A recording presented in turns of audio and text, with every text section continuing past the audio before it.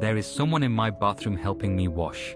My name is Jiang Jai, and I am 32, living in an old apartment block called Xinhua Court in Shenzhen's Bao'an district, where the rent is 1,200 yuan and the space is so cramped it only fits a bed and a yellowed old fridge.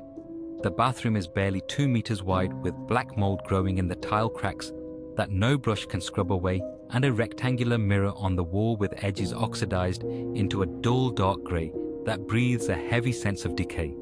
The landlord was a woman in her 70s who only said one thing when she handed over the keys: that the room was very quiet and the previous tenants were all very well behaved, and I didn't think much of it at the time. But a few days after moving in, a faint smell of rot began to drift through the air like a small dead animal trapped inside the ceiling crawl space. As the steam rose during my shower, that smell would become thick and heavy, clinging to my skin as if it could never be washed off. About a week in, the taps began to show subtle signs of something wrong as I stood under the spray and clearly remember only turning the hot handle on the right. But while I lowered my head to rinse, I saw the cold handle on the left rotating slowly on its own. The movement was perfectly natural, as if an invisible hand was carefully balancing the water temperature for me.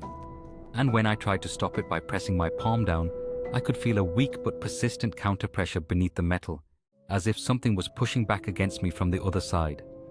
Late at night, the sound from the ceiling pipes was no longer just the flow of water, but a thick, viscous, muffled choking like someone with lungs full of liquid was desperately trying to force out a breath. I started to fear staying in front of the mirror for too long, because if I brushed my teeth for more than 30 seconds, I could feel the pressure of being watched from the back of my head, and a fresh patch of mist would suddenly appear on the glass, as if someone had just leaned over my shoulder and exhaled a cold breath against the mirror. It wasn't until the third week that I truly saw him while I was rinsing the foam from my hair with my eyes closed. I suddenly felt a cold, bloated hand slowly sliding up my spine with a wet, slimy texture that made my stomach turn, and I snapped my eyes open to look into the fogged mirror to see a man in oversized, damp clothes standing barely a meter behind me. His skin was the greyish white of a drowned corpse, with nothing but hollow black pits where his eyes should have been, as his mouth hung open in a silent, wide scream, muffled by the weight of the water. I bolted out of the bathroom and watched as the door slowly creaked open on its own, while the figure spilled onto the floor like a bag of saturated rot, dragging a broken, twisted left leg and leaving a trail of greasy, foul-smelling water on the wooden floor. I called the police and eventually contacted the family of a former tenant named Chen Wenhao, only to discover he had been drowned in that bathtub by a roommate during a violent argument years ago, and the killer had fled the scene.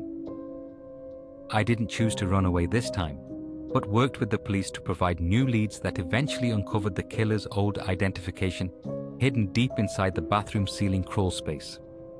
With the murderer finally caught earlier this year, I had the room cleared and a ceremony performed to break the blackened mirror and bury the past forever. I live in a modern apartment in Fujian now, where the smell of rot is gone and the pipes carry nothing but clean water. And though that summer remains a shadow in my heart, Chen Wenhao no longer has to repeat his struggle in that cramped shower. The last time those wet handprints appeared was on the doorframe the day I moved out. But this time the palms weren't clawing inward. They were facing the window like a hand waving a final silent goodbye. Do you think Chen Wenhao's soul would have waited for the next tenant forever if that evidence was never found? If you were the one to find those handprints on the wall, would you have fought for the truth or just moved away in silence?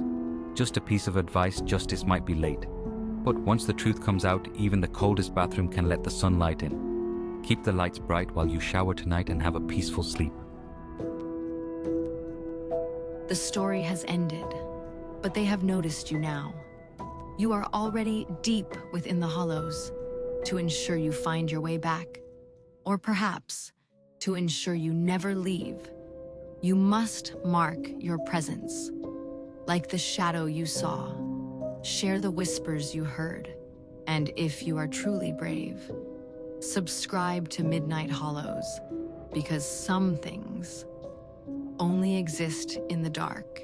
See you next midnight.